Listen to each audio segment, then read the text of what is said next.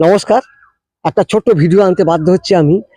ফসলের দাম পাচ্ছে না চাষিরা, চাষিরা বাঁচবে কি করে সেই ব্যাপারটা নিয়ে। আমি শুধু একটা কথা মনে করিয়ে দিই, যারা দেশি বীজ করেছেন, আমি ভেন্ডি নিয়ে দেখাবো, পরপর পরপর পরপর কীভাবে বীজ করছি না করছি সব দেখাবো আমি।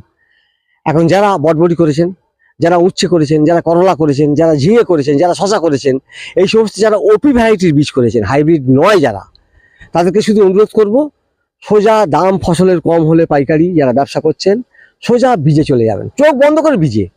এবং যে দোকান থেকে কিনছেন, ধরুন ভেন্ডি বীজ কিনছেন, 100 গ্রাম হাইব্রিড যদি বীজ কেনেন তাহলে দেখবেন 500, 550, 600 টাকা নিচ্ছে। আর যদি ওপি ভ্যারাইটির ভেন্ডি বীজ কেনেন, এগুলো ওপি ভ্যারাইটির, সেগুলো দেখবেন 1 কেজির দাম নিচ্ছে কেউ 700 টাকা, কেউ 800 টাকা, 900 টাকা ইত্যাদি। অর্থাৎ 100 গ্রামের বীজের দাম নিচ্ছে কেউ 70, 60, 80 ইত্যাদি ইত্যাদি 100 গ্রামের দাম। এইরকম যারা বীজ কিনেছেন বা দেশি যারা ঝিঙে উচ্ছে কিনেছেন, করলা কিনেছেন,